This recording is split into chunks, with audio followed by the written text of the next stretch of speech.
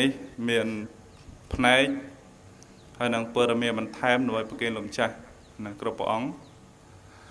ហើយសម្រាប់ខ្ញុំកណាមាន3ចំណុចទី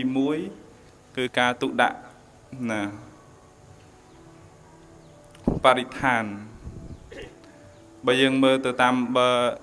លើកមុនយើងនិយាយពីស្បែកជើងអញ្ចឹងស្បែកជើងមានការទុកដាក់បានសមរម្យហើយណាអរគុណគ្រប់ព្រះអង្គដែលនិមន្តចូលរួមណាហើយនៅចំណុចមួយទៀតគឺការទុកដាក់សម្រាមណាបើនៅខាងនេះមិនសូវជាបញ្ហាទេឲ្យលោកឲ្យដឹងប៉ុន្តែអាគារខាងជើងតង់ធុងសម្រាមប្រមាណ 3-4 ធុងហ្នឹងលោកម្ចាស់ទុកដាក់អត់បានត្រឹមត្រូវទេណាបងខ្លះលោកមានស្មារតីទៅលោកដាក់បានត្រឹមត្រូវធុងខៀវនោះសម្រាប់ដាក់កែវកាហ្វេកែវអីទៅតែពេលតែគេធ្វើបរិស្ថានតើមើលអានឹងធុងខៀវដាក់កែវកាហ្វេដាក់អីហ្នឹងអង្គខ្លះមានដាក់កំប៉ុងភេសជ្ជៈមានដាក់ដបទឹកសុទ្ធដែរឬមើលក៏លំចាស់ខ្ជិលយកទៅដាក់នៅក្នុងក្នុងធុងដបទឹកសុទ្ធឬមកយ៉ាងម៉េចអញ្ចឹងព្រះអង្គអាគារខាងជើងលំចាស់ត្រូវមានស្មារតីឡើងវិញក្នុងការដាក់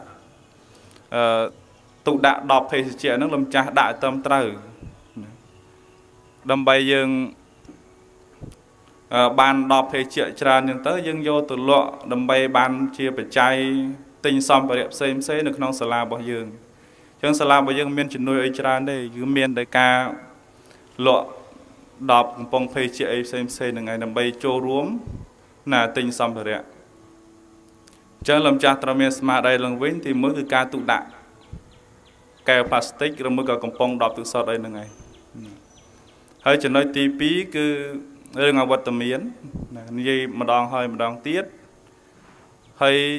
ឃើញថាសន្ទុះនៃការឈប់កាន់តែច្រើនសន្ទុះនៃការឈប់អត់មានការរៀនទេមានថ្នាក់ខ្លះលោតដល់ទៅ20អង្គក្នុងមួយថ្ងៃហើយពួកកណាតាមដានរហូតអញ្ចឹងនៅក្នុងល្ងាចនេះបើតាមប្រសាសន៍លោកគ្រូនាយកឡើងមកកិត្តិនិយាយអំពីសិលមិញថាសម្រាប់ពេលល្ងាចនេះថ្នាក់ផ្សេងមិនបាច់ចូលរួមមកទេអង្គនៅក្រៅវត្តមានប៉ុន្តែសម្រាប់ថ្នាក់ទី8ត្រូវមកជួបព្រៀងឲ្យបានមកទី8ណាជើងចាំតលាក់ក្នុងគ្រប់ទៀតណាហើយអង្គផ្សេងក៏អញ្ចឹងដែរអង្គដែលគ្រប់អវត្តមាន3ដែលគេត្រូវហៅមកជួបនៅទីចាត់ការលំចាស់ត្រូវនិមន្តមកជួបណាបើអត់មកជួបទេលំចាស់ប្រធានតលាក់ចូលមួយថ្ងៃហើយលំចាស់មកជួបអវត្តមាន1ថែមទៅលើអវត្តមានលំចាស់ទៀតហើយបើគេត្រូវធ្វើអញ្ចឹងថាដើម្បីដាស់តឿនលំចាស់ឲ្យខំសិក្សារៀនសូត្រកុំឲ្យលំចាស់ឈប់ច្រើនអង្គខ្លះរៀនមិនតាន់បានប្រហែលខែបានថ្ងៃហ្មងឈប់ចង់10ដងជាងហើយអញ្ចឹងលំចាស់ត្រូវមានស្មារតីឡើងវិញការនិយាយសំដែនេះមិនមែនលំចាស់មិនមែនគេខឹងទេគឺគេស្រឡាញ់ណាចង់លំចាស់បានរៀនសូត្រកុំឲ្យខានច្រើនពេកអញ្ចឹងបានត្រូវការនិយាយសំដែហើយបញ្ជាក់ម្ដងហើយម្ដងទៀតរឿងអវត្តមានហ្នឹងណាត្រូវមានស្មារតីត្រូវខំមករៀនបើមិនមានកិច្ចការទេកុំខានអង្គខ្លះខានបនវាបនច្រើនម្លេះចឹងលំចាស់ត្រូវមានស្មារតីភ្ញាក់រលឹកឡើងវិញណាហើយចំណុចទី3អានឹងក្រៅពីសាលារបស់យើងកណានឹងក្រុមការងារដូចជានិស្សិត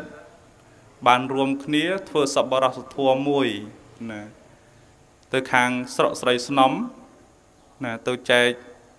សម្ភារៈសិក្សា